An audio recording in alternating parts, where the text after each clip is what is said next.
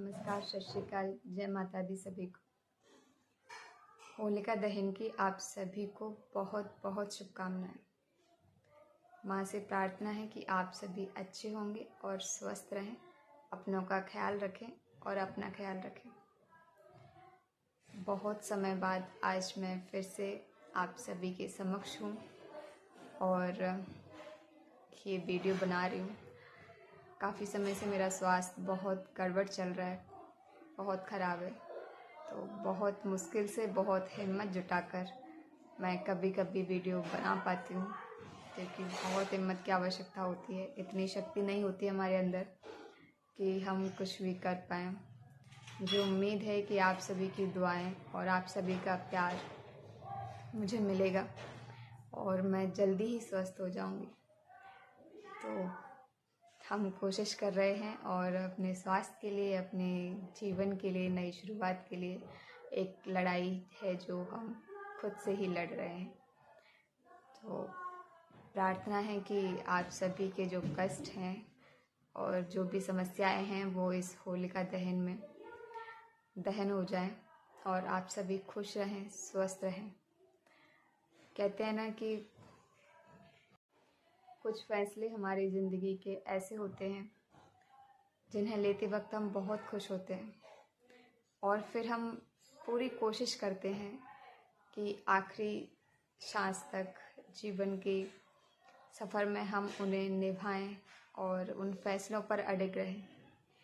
पर कहते हैं ना कि ताली जो है ना वो एक हाथ से कभी नहीं बजती, दोनों हाथों से ही बजती है। तो एक तरफ से की गई कोशिश बहुत लंबे समय तक नहीं चलती है। विशेष तौर पर ये एक स्त्री के लिए है जो कुछ सफ़र जीवन के जो होते हैं उन्हें मंजिल मानकर उन पर चलते हैं और पूरी कोशिश करते हैं कि उन मंजिल तक पहुंचा जाए। पर ऐसा सभी के लिए नहीं होता है और कुछ सफ़र में छूट जाते हैं, रास्ते में छूट जाते हैं, क्योंकि कहते हैं ना कि सब कुछ बर्दाश्त किया जा सकता है। जब एक स्त्री प्रेम में पड़ती है तो अपने प्रेमी की सारी चीज़ें, अच्छी आदतें, बुरी आदतें, सब कुछ अपनाने को तैयार हो जाती है और अपनाती भी है। हर कोशिश करती है, हर संभव प्रयास करती है कि वो अपने सफ़र को पूरा करे और किए गए अपने वादे और जो प्रेम है उसको पूरा करे, उसमें अड़िग रहे। पर कभी कभी क्या होता है ना कि हम जो स्त्रियां होती हैं, जो लड़कियां होती हैं, वो आंख बंद करके भरोसा करती हैं और इस कदर करते हैं कि सामने वाला इंसान हमें ये एहसास कराता है कि हम अंधे हैं। बहुत सारी चीज़ें होती हैं जो दी जाती हैं, विश्वासघात, यातनाएं, पीड़ाएं, बहुत सारे दर्द, हम सब कुछ बर्दाश्त करते हैं, बस ये सोचकर, इसी उम्मीद में कि कल सब कुछ ठीक होगा, और माफ़ करते जाते हैं। हर रोज़ एक नया अवसर देते हैं कि चलो अब सब सही होगा।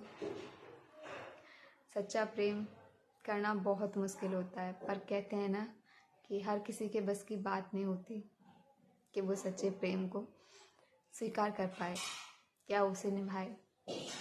यहाँ तक कि हम अपनी आज़ादी, अपने शौक़, सब कुछ कुर्बान कर देते हैं किसी एक इंसान के लिए, और वो कुछ भी नहीं छोड़ता, कुछ भी नहीं, ना अपनी इच्छाएं, ना अपने शौक़, फिर भी हम सब कुछ बर्दाश्त करते हैं। प्रेम में होते हैं ना, इसलिए।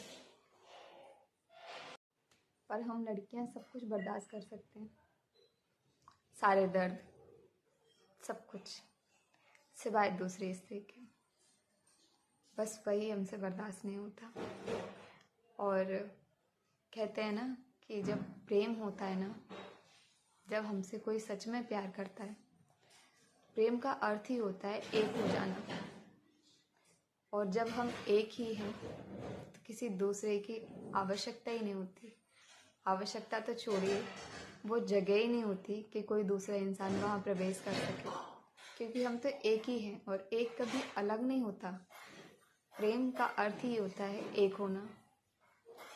और जब अगर इतनी जगह बच रही है कि सामने वाला किसी दूसरे को वहाँ ला रहा है या ला चुका है, तो वो प्रेम नहीं है, वो फिर दिखावा है, सिर्फ अपनेपन का नाटक है।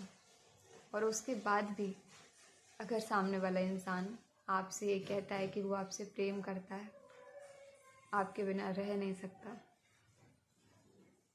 तो फिर इसको क्या कहिए।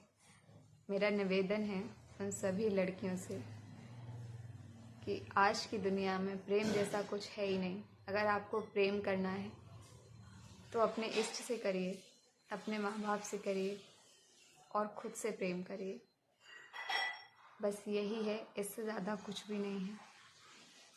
फिर भी अगर आपको ज़रूरत महसूस होती है किसी इंसान की, सबको होती है एक पार्टनर की, तो विश्वास करिए सोच समझ कर। आँख बंद करके विश्वास कभी मत करिए कि सामने वाले इंसान को ये मौका मिले कि वो आपको एहसास करा पाए कि आप अंधे हैं।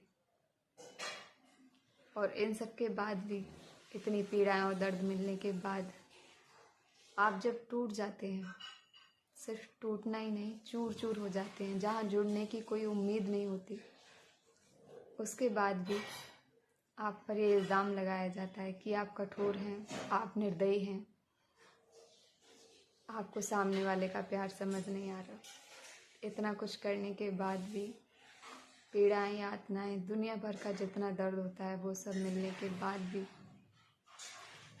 वो इंसान आपके दर्द को नहीं समझता और आप पर एक कठोर और निर्दयी स्त्री होने का इल्ज़ाम लगाता है और दुनिया के सामने ये दिखावा भी करता है कि वो आपसे बहुत प्रेम करता है।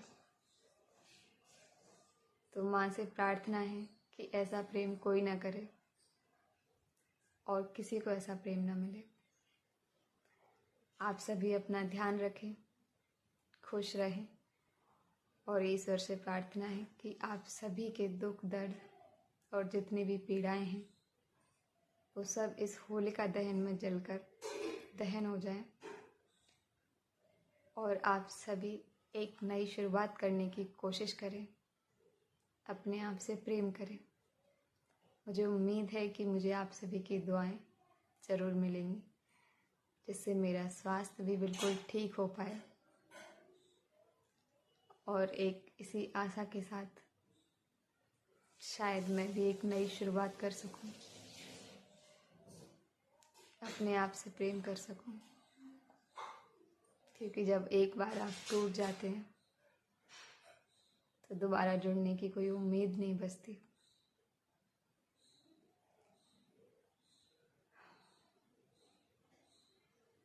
जय माता दी सभी को। होलिका दहन की आप सभी को बहुत बहुत शुभकामनाएं। ये त्यौहार आप सभी के जीवन में बेहद खुशियाँ भर दे, इन रंगों की तरह रंग बिरंगी आपकी ज़िंदगी भी हो जाए।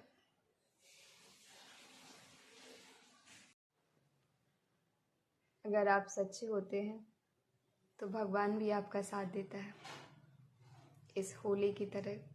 जैसे कि प्रहलाद ने भगवान से सच्चा प्रेम किया, उसको बहुत सारी यातनाएं, बहुत सारी पीड़ाएं मिली, पर आखिर में जब उसकी लिमिट क्रॉस हो गई, क्योंकि हर चीज़ की एक लिमिट होती है, हर दर्द की एक लिमिट होती है, जब वो सीमा तय हुई